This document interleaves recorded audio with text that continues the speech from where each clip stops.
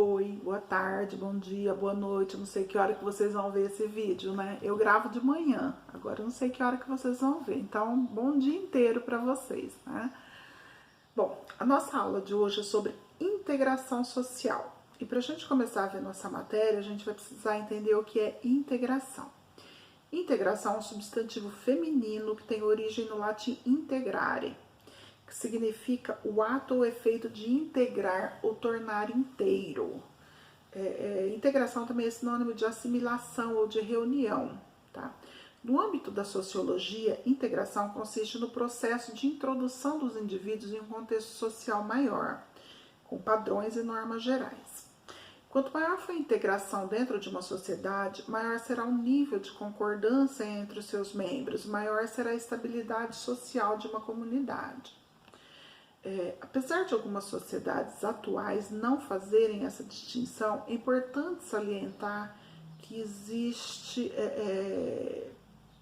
existem dois tipos de integração. A normativa, que ocorre através da incorporação de normas e valores predominantes, e a funcional, que ocorre graças à dependência mútua entre os seus vários elementos. Ou seja, a integração normativa é aquela que tem regras, valores, tudo que isso predomina, tá? Já a funcional é aquela que, eu preciso de você, você precisa de mim, né? Existe uma dependência aí entre as pessoas. Tá, vamos falar também um pouquinho de inclusão social, tá? Inclusão e inserção social é um conceito usado de forma bastante genérica, tanto nos livros quanto nos discursos políticos. Muitas vezes a inclusão, inserção social, ela é colocada como meta oficial para instituições educacionais, tá? Porque a escola ela tem que garantir que os indivíduos, independentemente de suas condições sociais ou biológicas, elas tenham a chance de ser inserida não só no mercado de trabalho, mas na sociedade de modo geral. Para a gente falar em inclusão social, a gente precisaria de uma aula só para isso, tá? Então, resumindo assim bem resumidinho mesmo, inclusão social significa não deixar nenhum indivíduo de fora da sociedade, aceitar as ideias e as diferenças daqueles que pensam, agem diferente da forma da maioria, ou diferente do que a sociedade julga correto. Vamos falar um pouquinho dos grupos sociais, apesar que a gente já falou um pouquinho disso nas aulas anteriores, mas vamos dar uma relembrada, né? Os grupos sociais são definidos pela interação estabelecida entre pessoas e o sentimento de identidade existente entre elas. Lembra quando eu falei que os grupos sociais, eles tinham que ter afinidade entre uma pessoa e outra? Sem essa afinidade não haveria grupo social, não é? Veja, eu gosto de futebol, você gosta de novela, o amigo gosta de dança, o outro de videogame. Como que a gente poderia formar um grupo social? Cada um gostando de uma coisa diferente? Não teria como, né? Então, o grupo social ele precisa ter afinidade, ele precisa ter um objetivo em comum, tá? Uma afinidade entre os participantes, uma afinidade de pensamentos, né? Então a gente conclui com isso que os grupos sociais eles são uma forma básica para a associação humana. Vamos falar um pouquinho das características desses grupos, tá? Os indivíduos de um determinado grupo social eles tendem a viver de forma estável em suas relações em suas relações sociais. O que isso quer dizer? Que não há, ou quase não há, conflito de ideias entre os integrantes de um grupo social. Tá? Se existem esses conflitos, são poucos. Assim, eles partilham histórias, objetivos, interesses, valores, símbolos, tradições e, sobretudo, leis e normas que asseguram as relações interpessoais e o desempenho de determinados papéis entre os sujeitos sociais. O que isso significa? Que se não tivesse as leis e as normas a serem cumpridas dentro de um determinado grupo social, porque todos os grupos sociais contêm, né, suas normas, suas regras. Veja bem, a gente na escola, nós somos um grupo social, e a gente lá não tem um monte de norma, um monte de regra para ser seguida? Assim todos os grupos. Dentro da família, né, nós temos norma principal, a gente tem que obedecer aos pais, a gente, né, tem que seguir ali as nossas regrinhas. Então, todo grupo social tem as normas e regras. A gente observa que na vida a gente participa de diversos grupos sociais, seja na escola, nas manifestações religiosas, tradicionais, culturais. São diversos, são inúmeros os grupos sociais e que a gente participa deles durante toda a vida. Porque a gente não fica sozinho, a gente está sempre participando de um grupo. Tá?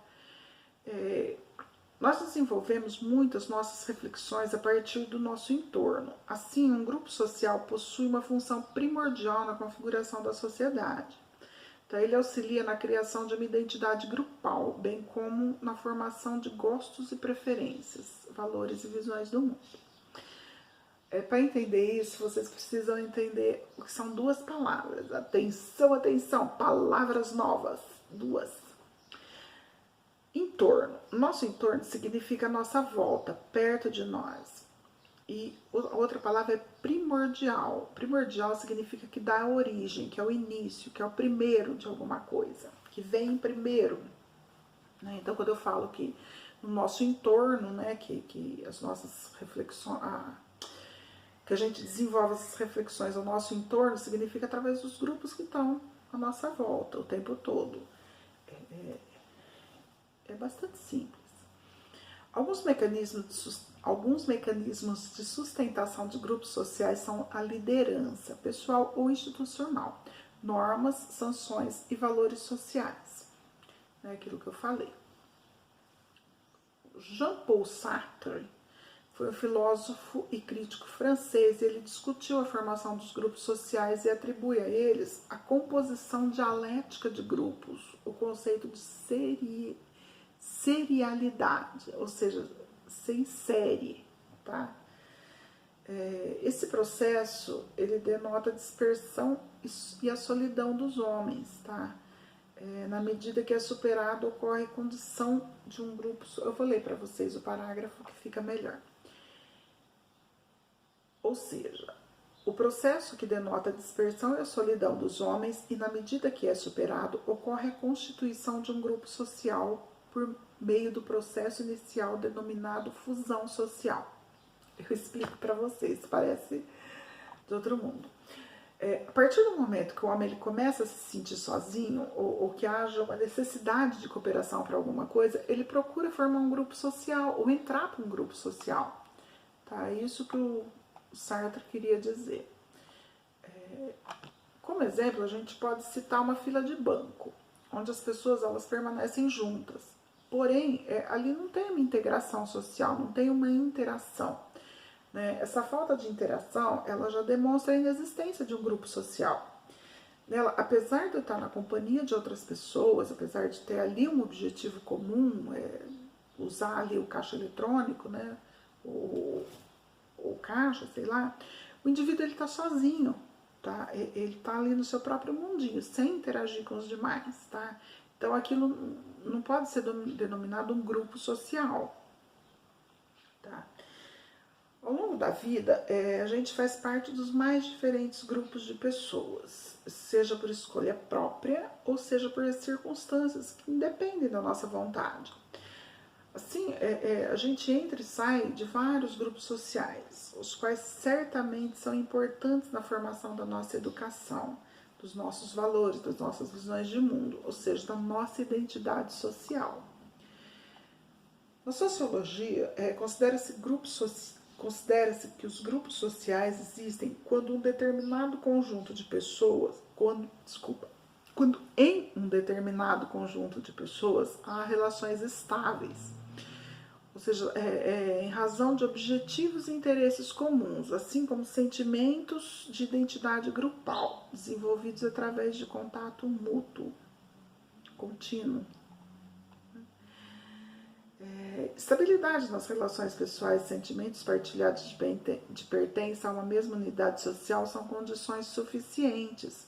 Ou seja, se tem uma relação, um sentimento partilhado com outra pessoa, tá? Se eu sinto que eu pertenço àquela unidade social, já é suficiente para eu fazer parte desse grupo social. Além disso, é importante observar que o grupo existe mesmo que não seja próximo fisicamente uns dos outros. Prova disso é o fato de que ao sairmos da aula no último dia da semana, na sexta-feira, a gente fica longe todo o fim de semana, né, daqueles que compõem a nossa sala. Mas essa classe ela não vai se desfazer por causa disso. Na segunda-feira a gente está ali novamente no grupo social, a gente não deixou de fazer parte daquele grupo, tá? Bom, é só pensar, gente, em quantos dias a gente está fisicamente afastado, né? O nosso grupo social ele não se desfez. Eu aqui, vocês aí, né? Cada um na sua casa, mas a gente continua unido pelo mesmo objetivo. A gente mudou o método de dar e receber a aula, mas a gente encontrou um meio de seguir com o nosso grupo social, não foi? Assim é essa relação. Essa relação social, tá? Da mesma forma, a gente pode pensar isso para as nossas famílias, o que corrobora o fato de que o grupo é uma realidade intermental, ou seja, os mesmos indivíduos, mesmo que estejam longe, ele permanece no sentimento de pertença, né? De pertencer àquele grupo, de pertencer um ao outro socialmente falando. Vamos falar um pouquinho dos tipos de grupos sociais. De acordo com a relação interpessoal, o tamanho do agrupamento e o grau de contato em seus membros, o sociólogo estadunidense Charles Horton Cooley, meu inglês ótimo aí de novo, hein? Charles Horton Cooley criou a classificação para os grupos sociais. Segundo ele, a mente é social e a sociedade é mental. O que quer dizer isso? A nossa mente ela tem um desenvolvimento através da sociedade e a sociedade se desenvolve através dos nossos sentimentos, da nossa... Como que eu vou explicar para vocês? Da nossa mentalidade, vai. A classificação proposta pelo sociólogo, ela divide os grupos em primários, secundários e intermediários. Por outro lado, ele afirma que a ausência desse fenômeno demarca o que ele chamou de desorganização social, ou seja, se não tem esses três pilares aí, vai existir uma desorganização social. Os grupos primários são os grupos menores que se estabelecem por meio de relações mais íntimas e duradouras, ou seja, que possuem contato direto ou indireto. Por exemplo, a família, os vizinhos, os amigos, são todos grupos primários para ele. Os grupos secundários, eles possuem grandes dimensões e são organizados, tá? Mais organizados que os grupos primários. Eles envolvem relacionamentos de menor contato, mais formais e institucionais, porém que possuem os mesmos interesses e objetivos.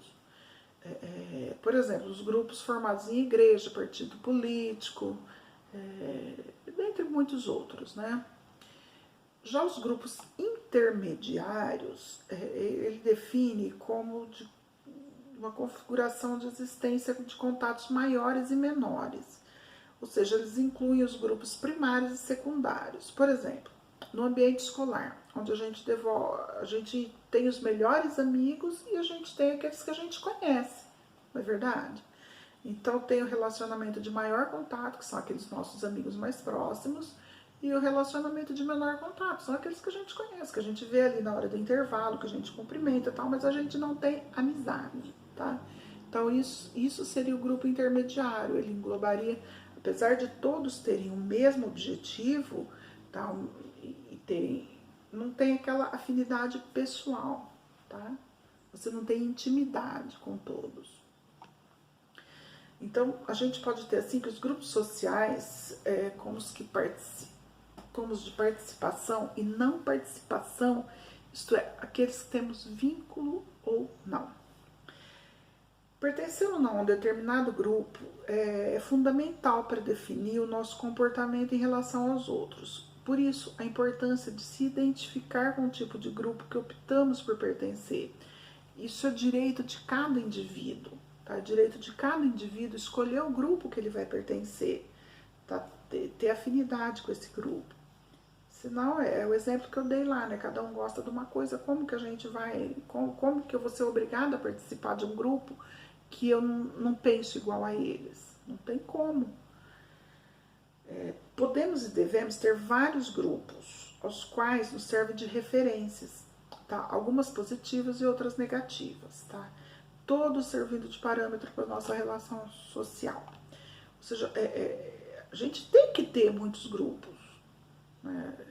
E durante a vida são, assim, muitos grupos. Só que a gente tem que ter afinidade com todos eles, tá? Bom, palavra nova, parâmetro, né? Vocês sabem o que é parâmetro?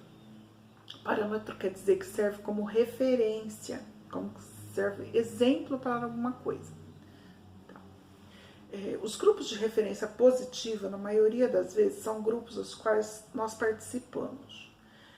No entanto, a gente pode ter indivíduos que buscam aceitação em grupos que não pertencem, tá? Como os adolescentes que têm amizade com jovens de maior idade, tá? Mais velhos que eles, e passam a imitar o comportamento desses mais velhos. Isso se dá por um período de tempo curto, tá? E por uma crise de identidade, por questionamentos comuns à adolescência, né? Ou seja, né, ele tem o grupo dele, ele tem a idade dele, mas ele quer pertencer a um outro grupo que ele tem que buscar afinidades, que não é próprio dele. Né? E acaba aí tendo uma confusãozinha de pertencimento ao grupo. Né? No caso de referência negativa, a mesma coisa. Tá? A família que deveria ser positiva se torna negativa para um adolescente, porque o adolescente ele quer transgredir, né, as regras, ele quer formar um novo conjunto de valores, tá? Então ele se sente não participando da família naquele momento, não participando daquele grupo. Mas não se preocupa não, viu gente? Quando vocês ficam adultos, volta tudo normalidade, vocês vão participar do grupo. Bom, ampliando essa classificação, a gente pode pensar tanto nos grupos informais como nos grupos formais. É possível dizer que os grupos informais são aqueles que fazemos parte sem uma regra ou uma norma necessariamente, né? Uma regra assim rígida, né? Regras tem, toda família tem regra, todo grupo tem regra, mas assim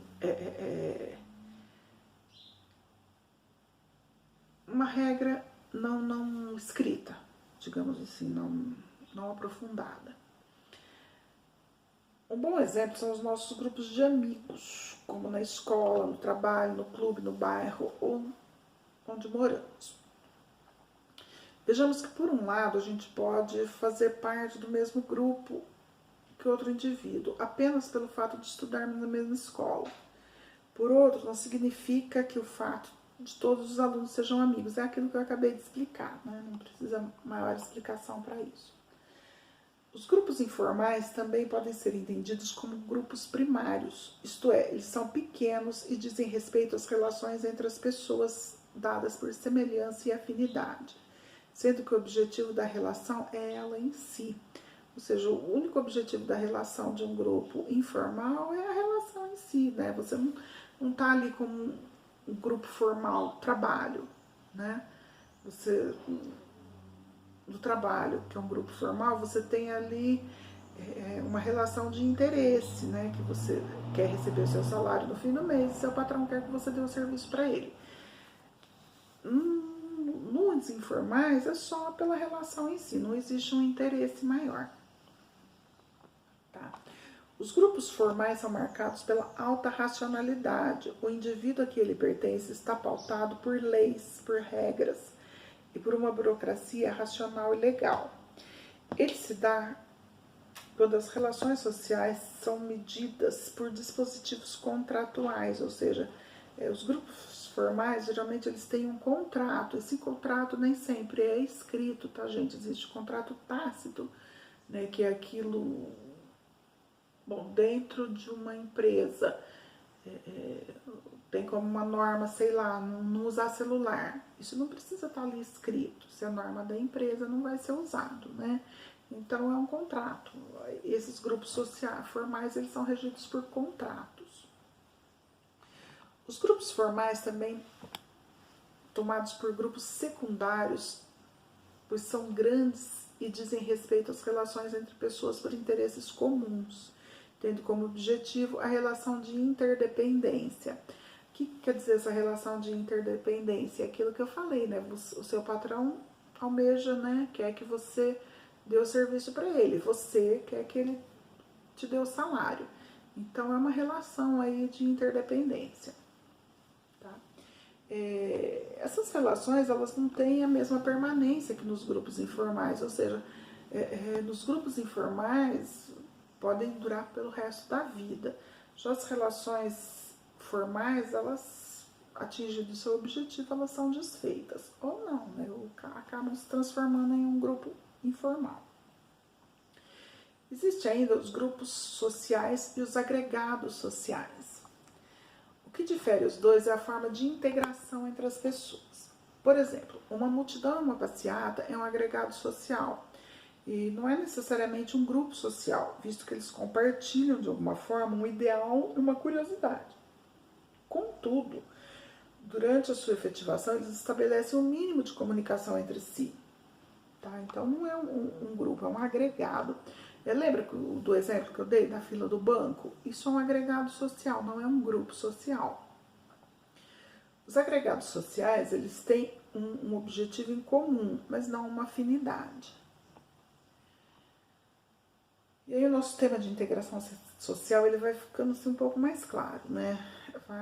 A gente vai entendendo que um grupo social, como fazendo parte dele, e como esse grupo influencia a gente. Se por um lado a gente influencia esse grupo também influencia a gente. É uma relação aí bem legal. Bom, por hoje é só, gente. É isso que a gente tem para aprender hoje, né? A nossa atividadezinha será a mesma de sempre, né? Aquele resuminho bem lindo de 10 linhas que vocês, né, entenderam da matéria e passando. Bom, agora eu vou dar um aviso, tá? Barra conselho, que é o seguinte. A sociologia, ela tem vários termos que nem sempre vocês conhecem, né? São termos um pouco mais difíceis.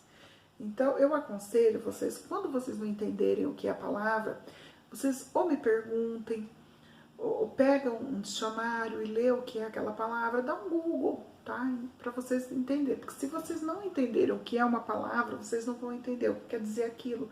Se vocês não entenderem o que quer dizer aquilo, vocês não vão entender, tá?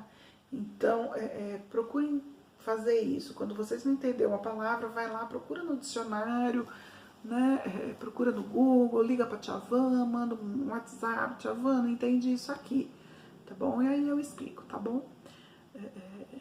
Bom, beijo pra vocês, até semana que vem. Essa aula foi meio compridinha, né?